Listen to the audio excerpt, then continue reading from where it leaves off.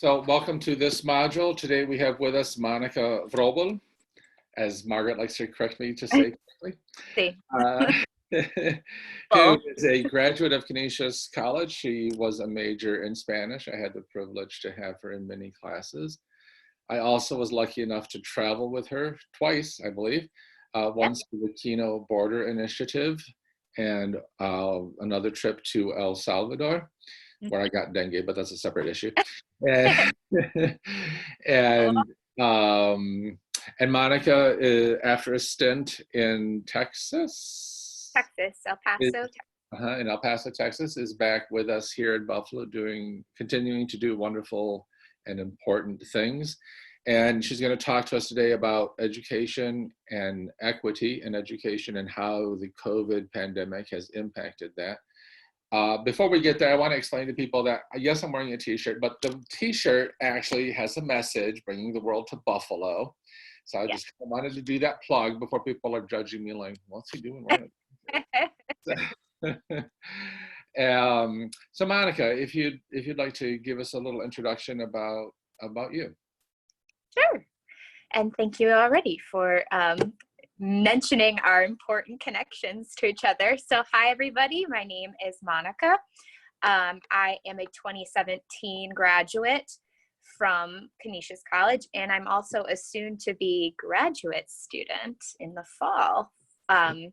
So that's exciting news. But I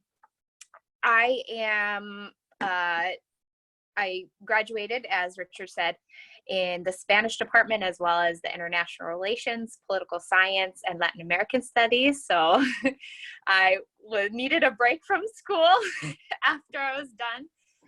And for the past 3 years, I have been in year of service opportunities. So I really took the Jesuit mission of care for the whole person, and the social justice education was like bit the bug in me. And so my first year I went to El Paso, Texas, and worked there for a year. And then since in the past 2 years have worked at different community organizations in AmeriCorps positions. So this year I am working for an organization called Project SOAR, which provides direct support to students in their classroom settings, focusing on academics, socio-emotional health, and making sure that student populations have opportunities to connect and grow with each other inside the classroom and outside throughout the year. So that's what I've been up to. Well, you've been very busy, Monica. Yes. And what are you going to be going to grad school for? The Western New York Teacher Residency Program, which is at College, and is exciting, especially because the emphasis is on multicultural social justice in urban education, so in high needs environments. So the path there is a bit of a windy one, but I cannot praise highly enough my education, especially in the Spanish department. And I think it's a direct result of the informing myself and steeping myself in other cultures, and understanding social issues here and abroad that have led me to this path. So. Well, that's wonderful. And as you know, my personal story is also a roundabout way to getting places. So I can totally appreciate your path. I also should have mentioned that along with Dr. Fajardo, who was the primary advisor for your thesis, I was the second reader for your honors thesis, and that you did a study abroad for a semester or a year? A semester in Cordoba, Argentina. Yeah. And it is also, yes, transformative experience, especially my program was in accompaniment at a school location, an immigrants school, and working with settled communities from South America, primarily Bolivia and Paraguay, in Panama. So student families coming there. And so that also contributed to my interest in education. And do you get to use Spanish in your professional life right now? I do, yes. I have a couple families who are Spanish speakers. Primarily, the students who are Spanish speakers are from Puerto Rico. And so it's been a treat to be able to utilize that, especially because my program is emphasizing family support. So how do we communicate with families? Our primary contacts are with families, and especially in the age of COVID, how do we provide some of that connection between school policies that are being rolled out, and connecting those families to the services being offered. Mm-hmm. And for our listeners, we will have links to the Project SOAR and Teach for America if people are interested in investigating that a little more.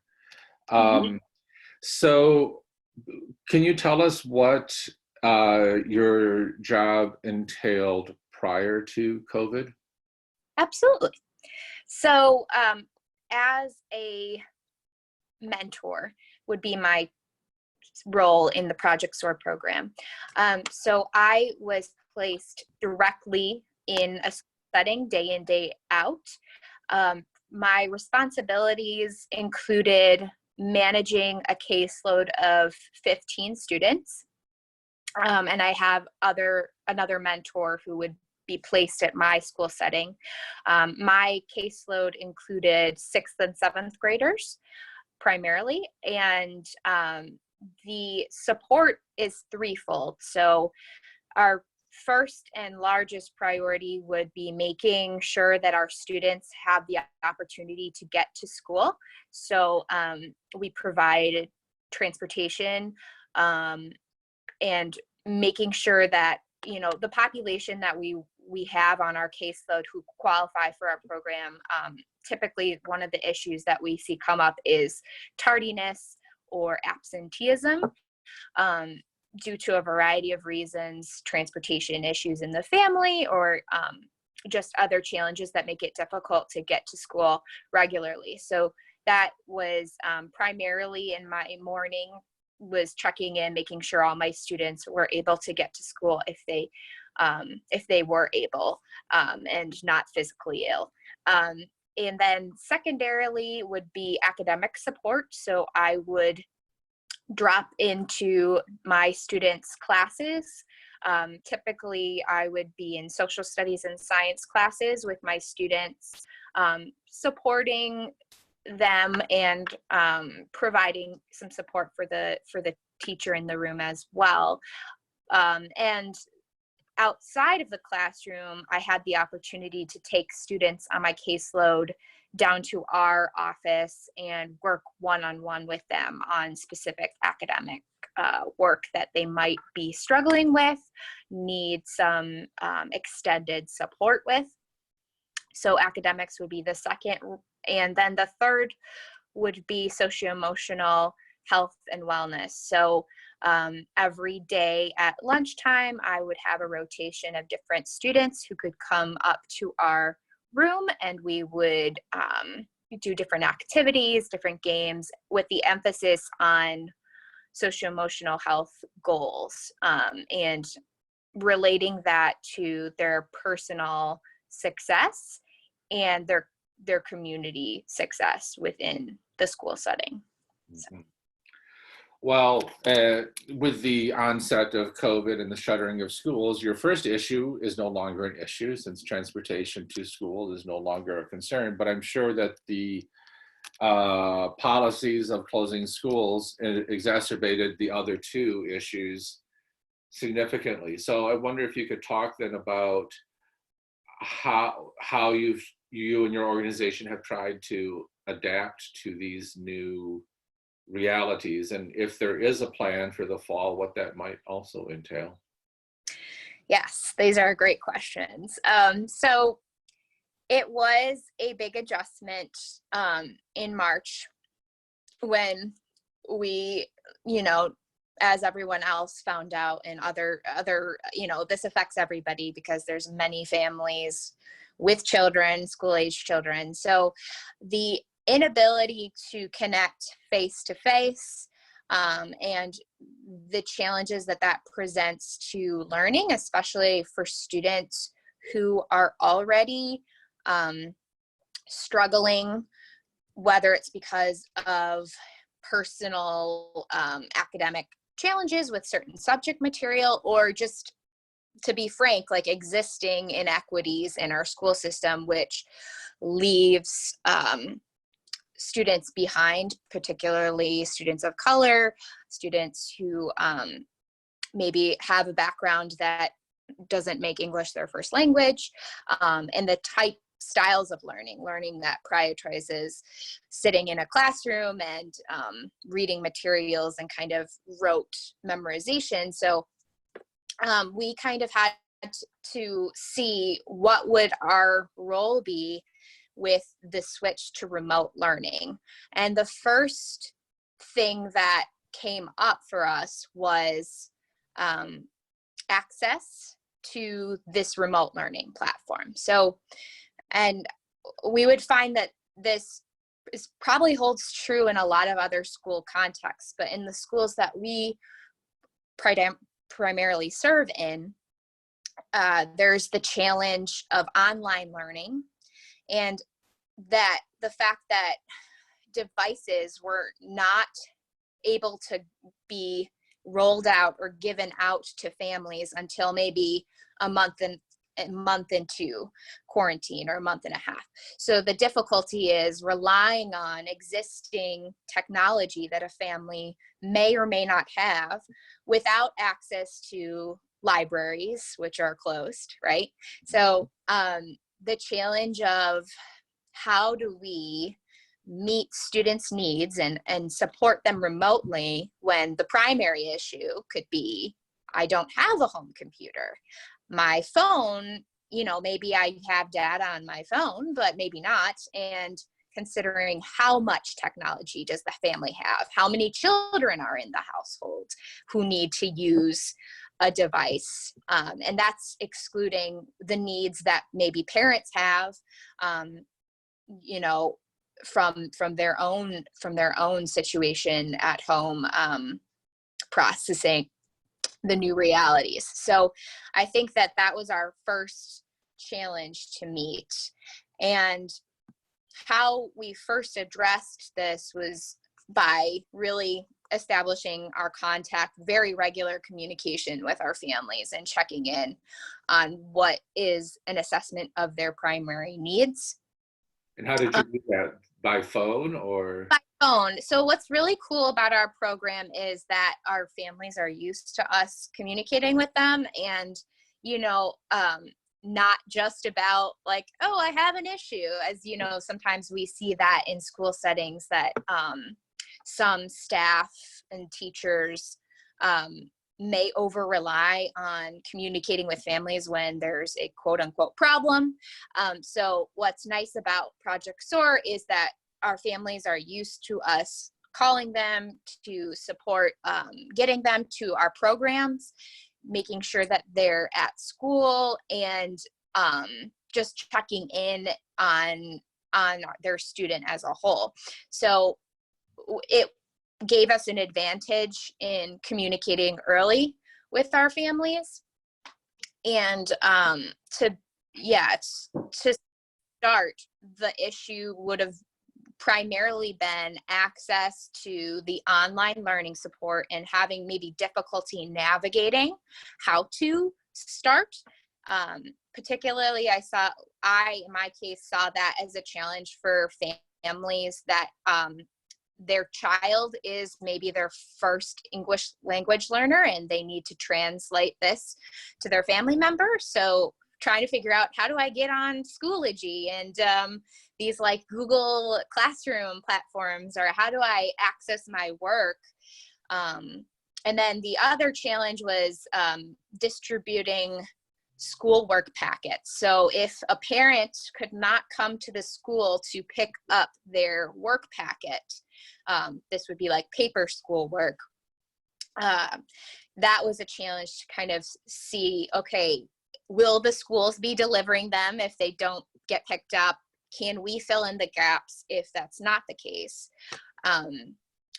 Especially because some of our parents don't have cars. And so, especially in the early days of the pandemic, traveling by bus was a huge no-no. If you could avoid it, please stay home. We're trying to stop the spread. And then that leaves the challenge of, well, if I'm working during certain hours and I'm afraid to take the bus to get to the school to get my child to work, how am I going to support my child? So I would say those were two of the very early concerns. That sounds so challenging. Ugh. Yeah. And it requires a lot of follow-up with both sides. Like, luckily with Project SOAR, we're known in my school, like, we're placed in the student family resource team. So I have communication with staff in that team who can supplement, but getting the communication loop from a family to staff, who also, to be honest, don't always have the most up-to-date information because they're also relying on this unprecedented event and like the chain of communication having some lag. So that definitely presented a unique challenge that required us to communicate consistently and get back to our families on a regular basis about what their concerns were. And approximately how many students do you yourself serve? So I serve right now, I would say, because my caseload would be 15, I would be honest and say that, like, I probably only end up serving 10 now, and we just kind of finished with this academic year, but communication could be difficult. So you might reach out to a family and they don't get back to you. And to be fair, like, that happens, and families are dealing with a lot of issues. And also, we've had situations where maybe our family had their phone turned off, or, you know what I mean? So getting that communication, we were able to try to, like, reach out through other means, through letters to their address or their last known current address. But I serve about 10 students, and we just wrapped up with the academic school year, although online summer school is what's up next, which seems crazy to me, but Yeah. I understand the desire to help students get who are behind, to support them. However, it's like presenting the same challenges that existed during this whole crisis, which is ongoing, of course. Right. Yeah. A question I probably should have asked earlier, but how are your services funded? So our services are funded because our parent organization is Cradle Beach Camp, which you may or may not know of. Is for those who don't know about it, it is a organization that serves students with disabilities, intellectual, physical disabilities, and offers respite, so respite for families, and also camp, inclusive camp, during the summer months. And they also serve populations that come from socioeconomic backgrounds that wouldn't otherwise be able to afford camp experiences. So that's our parent organization. And I mentioned that I'm in an AmeriCorps position. So the services that we provide, which has been, I think we're 10 years in existence. So the services that we provide have been funded through AmeriCorps as well. Okay. And have you been able then to still fulfill the needs for students who have, who need, for example, individual tutoring, And also, what about the social, emotional health and wellness support? How are you delivering on that? Yeah, great questions.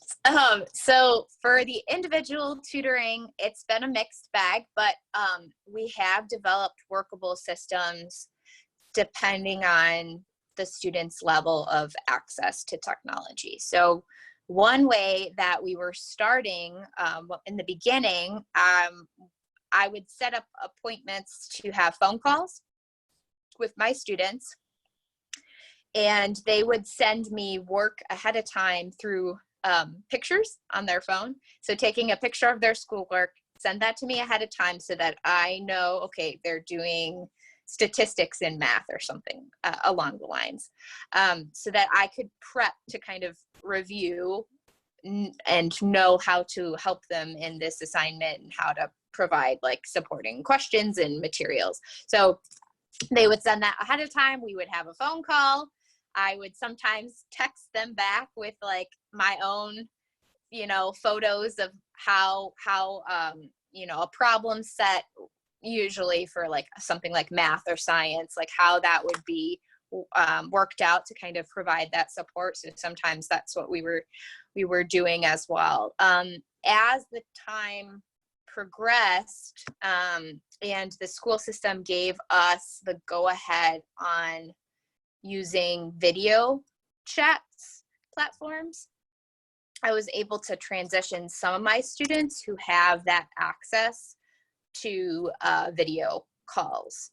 So that was beneficial, especially for the people who had, the students who had work online, who could share their screen with me, and we would be doing work that way. However, for the students who don't have that access, it remained kind of that first level of okay, how are we able to work around this? And I will say that I also had some students who just, their parents would say it's just not going to work out because this student needs face-to-face instruction. Like, this is like getting this student to be able to focus on the subject, which maybe they've already had bad experiences with how it's being taught and their level of interest. So, and then I have students who have reading challenges in reading. So, and reading at their grade level. So like the difference between trying to provide that support over the phone or over video chat and what it is like, that in-person contact and communication, that's something that can't always be replicated.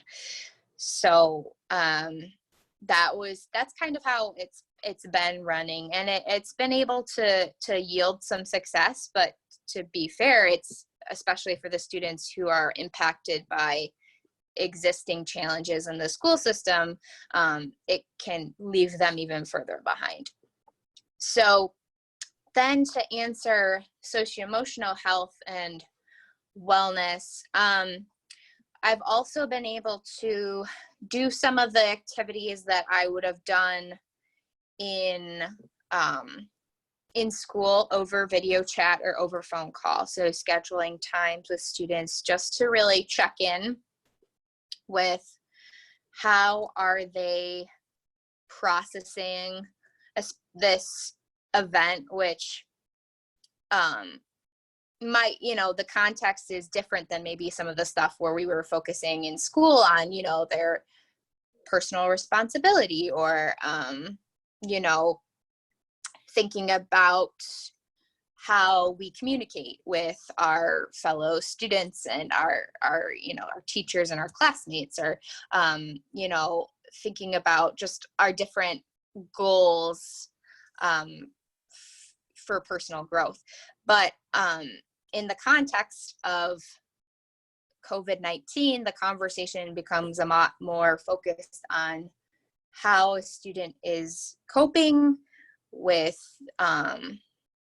the difficulties perhaps of being at home for extended periods of time, of not seeing their peers, of, you know, the legitimate fears that adults might be able to rationalize, but, you know, sometimes we forget how much kids are taking in about the way that the world is currently. So I think that a lot of the conversations have kind of more focused on just having open dialogue about that, and yeah, supporting students through that way.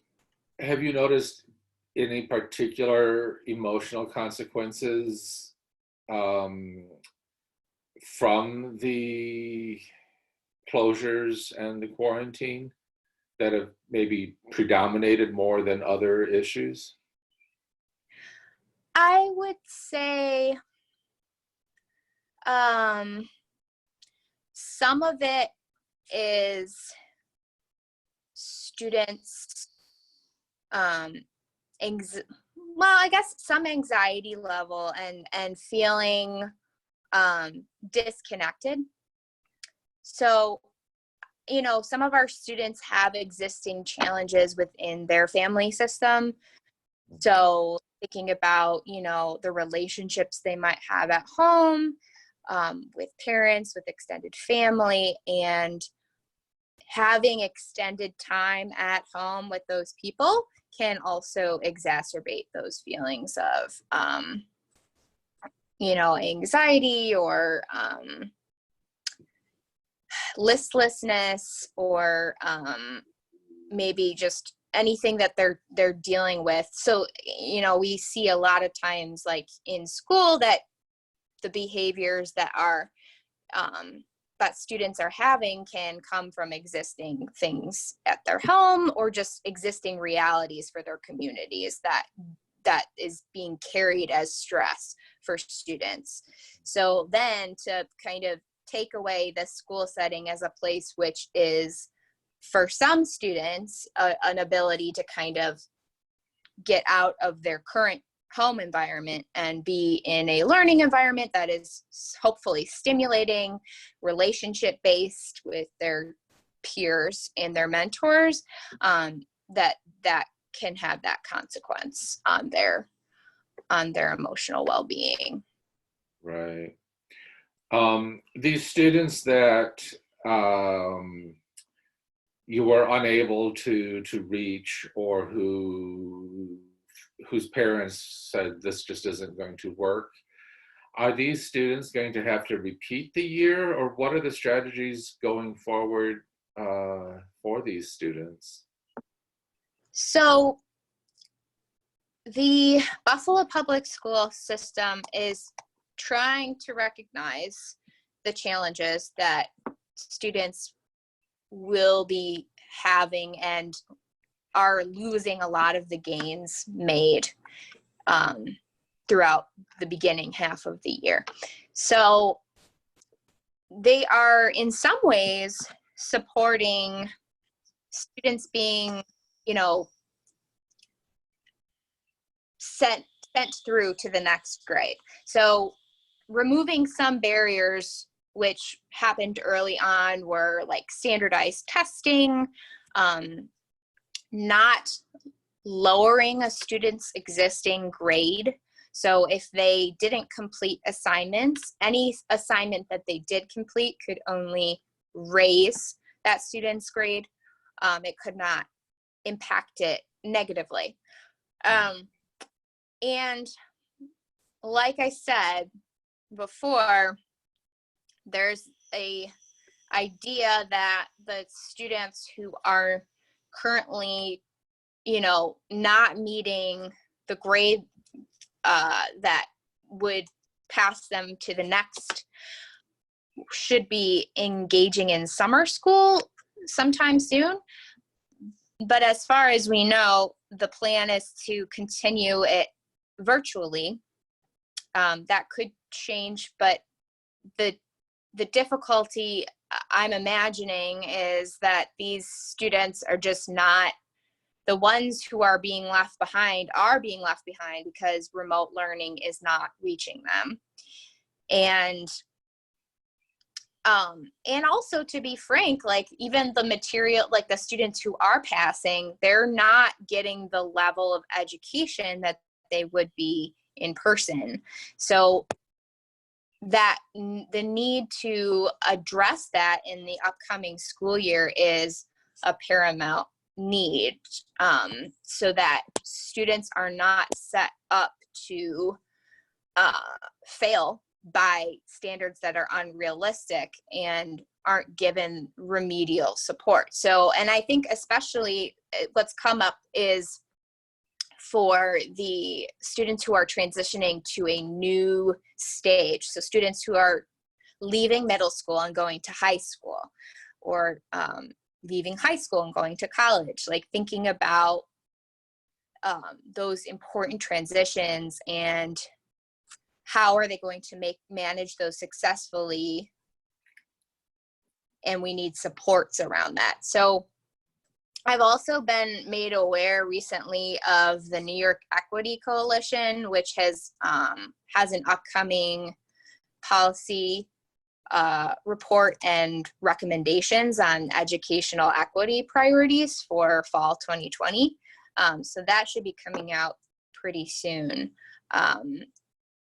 But I think that COVID overall is not necessarily, it's revealing some new things, but it's also just emphasizing existing educational inequities that exist, especially for students of color, students who are from a poor economic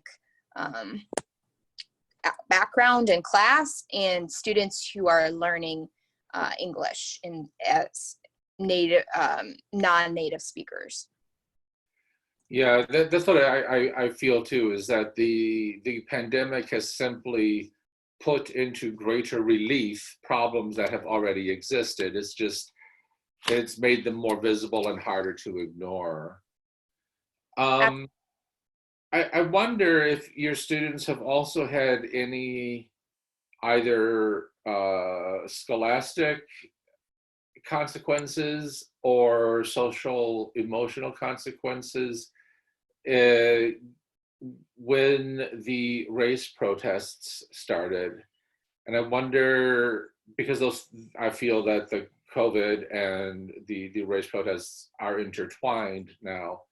And Yes. I wondered if any of those issues became part of your attempt to offer supportive services.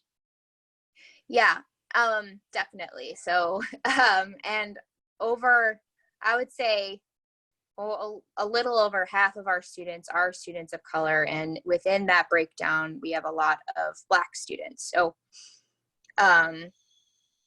it does become very relevant, not relevant, and then it also becomes a conversation across that. So not just with students of color, but white students, and thinking about, okay, what language and how are we speaking to students who might just bring up, oh yeah, my mom said stay at home because there's riots. And I don't know, how do we successfully navigate that and address that? So that's been something that's been a big conversation for my staff and team. My staff, or my fellow mentors, like we hosted a specific conversation across our schools, but the emphasis was on the high schoolers, who are, definitely aware and definitely having their own conversations about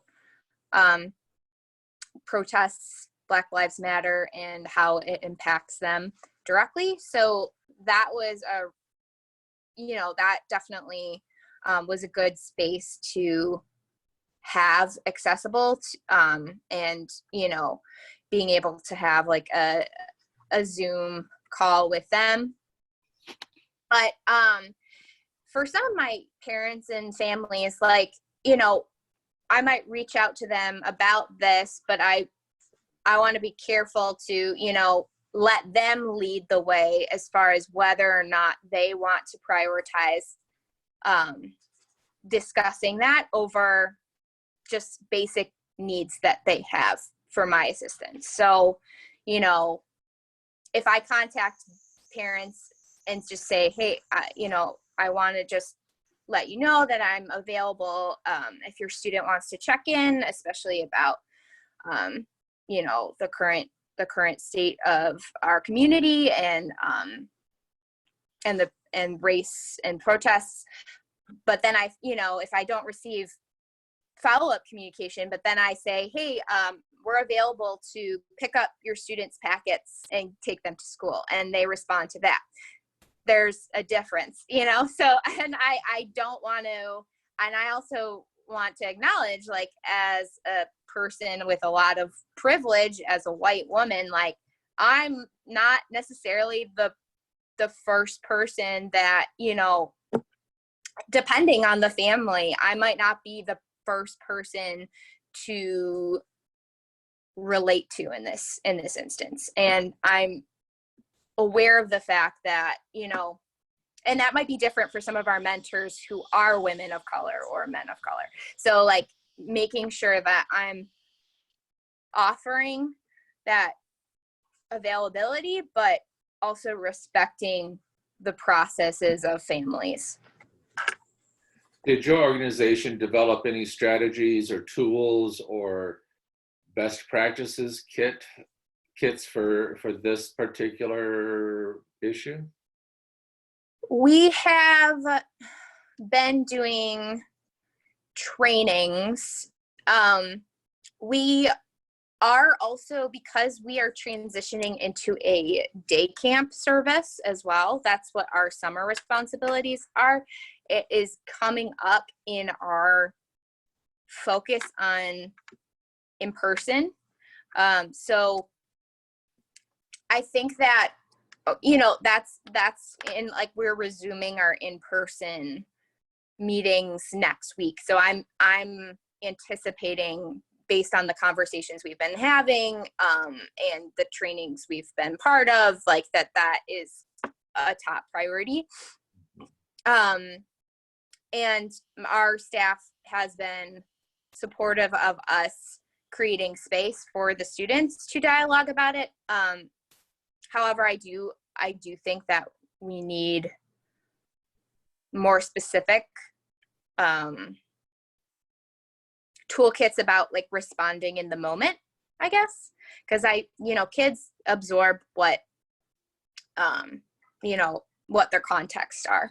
And one of the priorities of Project SOAR is to allow opportunities for diverse groups of students to engage with each other, where maybe in their typical setting, and not just in the classroom, but like in recreational settings together. And we know that, like, our school system in Buffalo is segregated in a lot of ways. So, like, just that, and creating those spaces. So I think that coming up, like, making sure that when we're in person and having a toolkit, like, of how do we react if a comment is thrown into another student and it needs to be addressed. So I'm hopeful about when we're preparing for this ahead of time. Right. I just want to say that these issues are not unique to the circumstances in which you're working. When the college transitioned to online delivery and students went home, it was apparent that there were a lot of issues that one assumes aren't going to be impacting young adults who are away at college. Yeah. But students who maybe were out for the first time as an LGBT plus person on campus had to go home and, in some instances, go back in the closet or some version of that, which is another stress inducer. I've had students who were first generation students who whose parents maybe don't appreciate the circumstances and time commitments that are required for college work, Yeah. who had to maybe take care of younger siblings since they moved home, who Yeah. maybe didn't have privacy anymore, or who had to work because their parents weren't working, Yeah. or who did not have their own technology and had to share. So a lot of stressors that are also impacting our college students. And I think sometimes we have a tendency to think our college students don't fall into those precarious situations, but in fact they do. And Yeah. especially when sort of the bubble of college that maybe isolates them from some of these precarious realities bursts, it's Mm-hmm. important to be mindful of that as educators. I Absolutely. wonder, in that vein, then, if you have any hopeful or positive stories from this experience, or anything that is an affirming takeaway. I would say that what I find affirming and hopeful is the relationships developed with families over this crisis. And I believe that, that goes for not just my program, but I believe also for teachers and other educators, is that as the needs and as the challenges that we're facing as a society become more like in just blatant, like they're there in the moment, we're able to reach out and really be there for families, and the appreciation that in that receiving that, and also like just extending both ways, like mutually, how families ask how your family is doing in the crisis, and kind of that ability to coordinate, especially like coordinating, okay, like can I have your student's phone number? Can I talk to your student on Tuesday to set up an appointment for us to work on your work together? And being able to check in with families. I had families more comfortable with me and more willing to collaborate in this time than maybe some of them had worked and collaborated the whole year.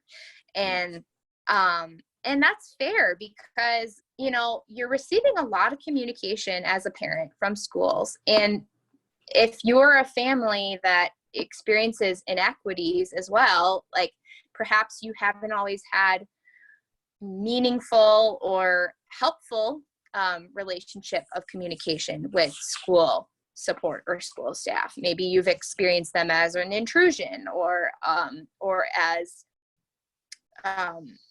just inept or out of touch with the reality that your kids or your families are facing.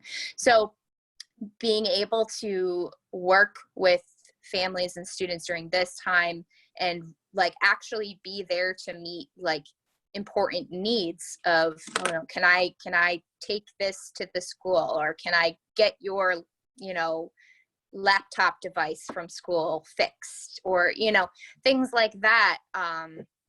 Bringing graduation gifts to our seniors. So these types of things that can really build relationships. And I think that is a hopeful outcome. And I believe it should be more integrated into the school system, where community support and resources are the norm, rather than relegated to like a small office, and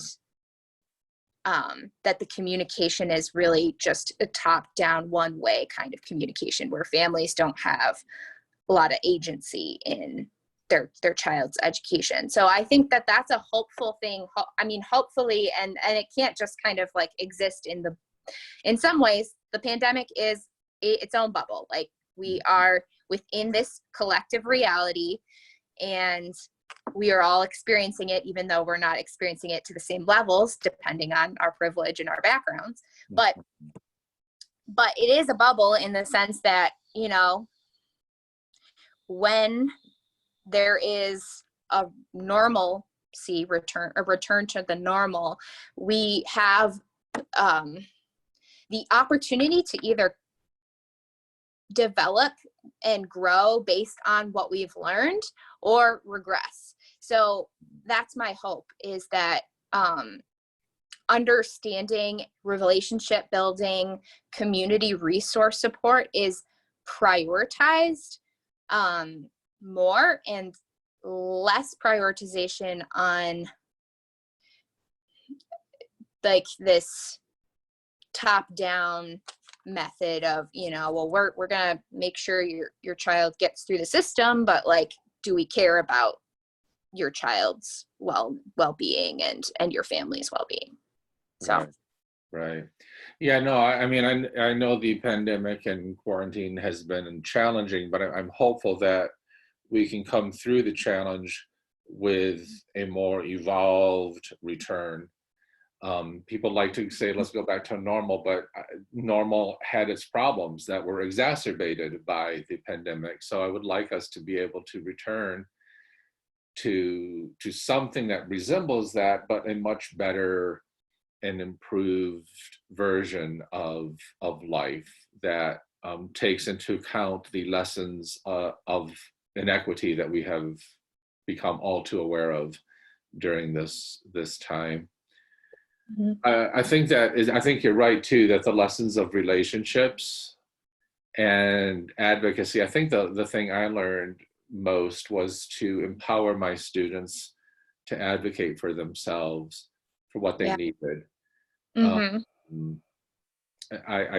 There were a couple of cases in particular that, and they weren't needing to advocate with me, but I felt very strongly that unless they communicate what they need to get through this, those needs aren't going to be met, because a relationship hasn't been developed where they felt safe to indicate that. And so I think that that's important too, that we always have to develop relationships, but those are particularly important when we need to advocate for ourselves. And sometimes personal advocacy is a challenge for students because they're young, they're adults in the college experience, but they're young, and I find it particularly difficult for women and for students of color to feel